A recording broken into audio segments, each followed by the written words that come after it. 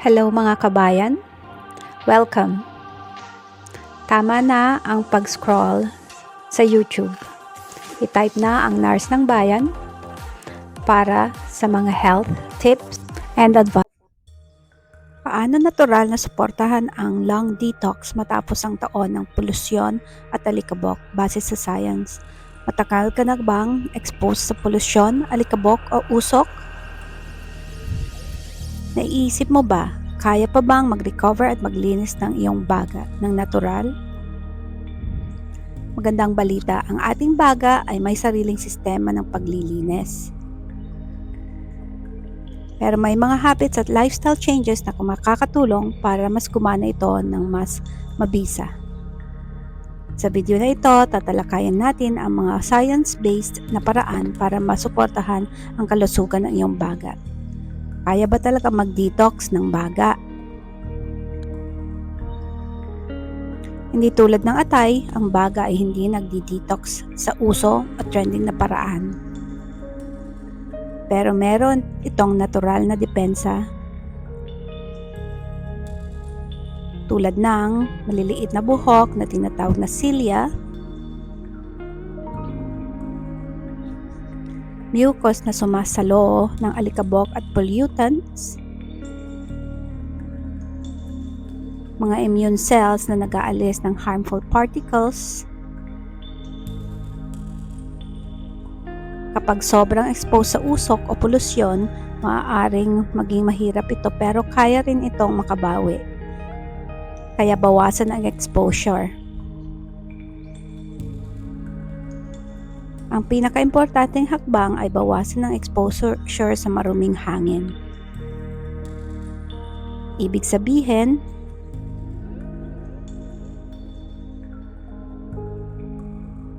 iwasan ang polluted na lugar kung maaari.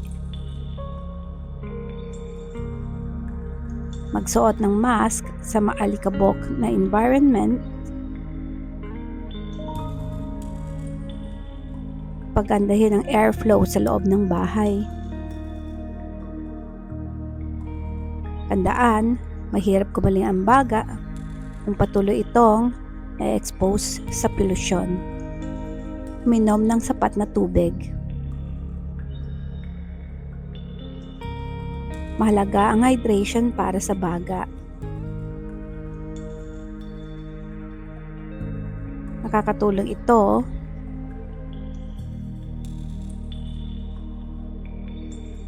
na palabnawin ang plema o mucus. Mapadali ang paglabas ng irritants. Sinusuportahan nito ang natural na paglilinis ng baga. Ang steam inhalation.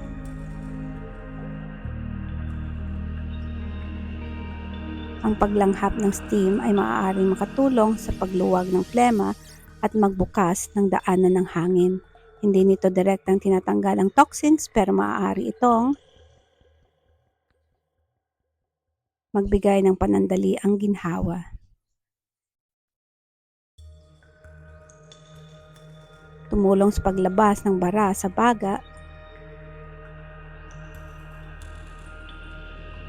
Mag-ingat sa paso.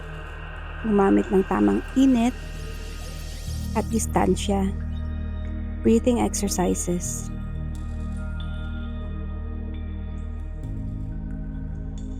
Isa sa pinaka-epektibong paraan ay ang breathing exercises.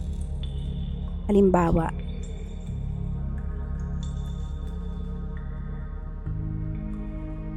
diaphragmatic breathing,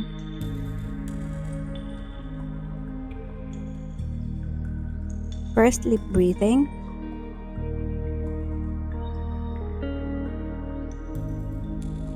nakakatulong ito na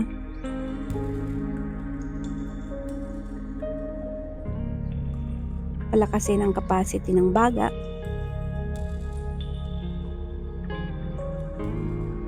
ilabas ang lumang hangin,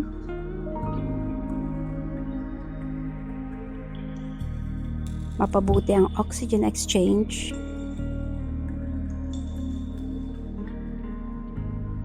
Ginagamit din ito sa respiratory therapy. Regular na ehersisyo.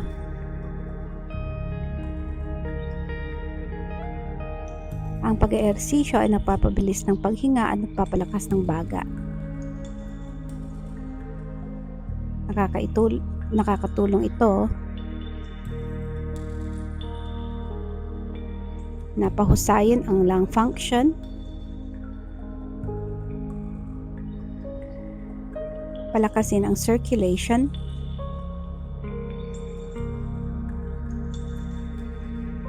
tumulong sa paglilinis ng airways,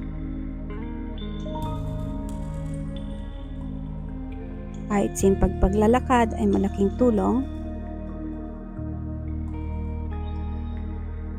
Tamang pagkain para sa baga.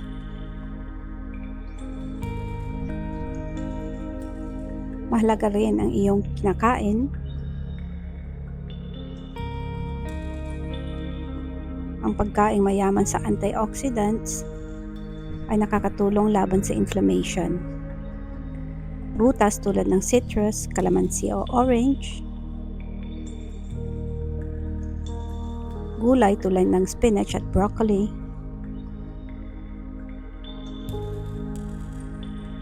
Ang omega-3 at vitamins tulad ng C at E ay makakatulong sa kalusugan ng baga. Iwasan ang paninigarilyo.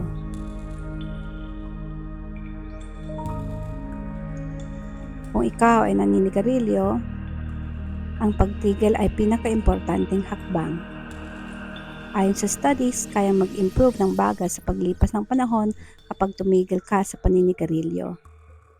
Iwasan din ang second-hand smoke. Delikado rin ito. Gandahin ang hangin sa loob ng bahay. Dahil karamihan ng oras ay nasa loob tayo ng bahay, mahalaga ang malinis na hangin. Maaari mong buksan ang bintana para sa ventilation.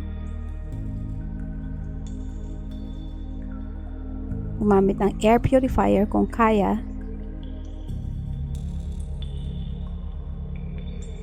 Regular na maglinis para mabawasan ng alikabok. Nakakatulong ito para hindi ma-overload ang iyong baga araw-araw. Kailan ba dapat magpatingin sa doktor? Magpatingin sa doktor kung nakakaranas ng matagal na ubo,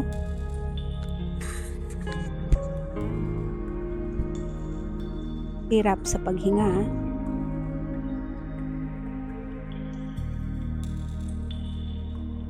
paninikip ng dibdib,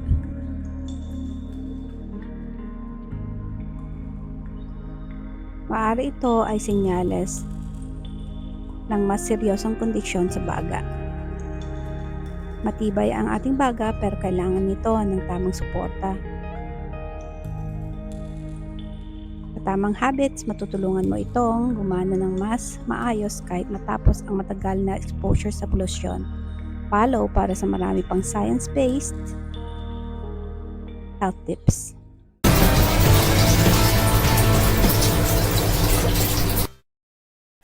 Salamat mga kabayan. Till next time!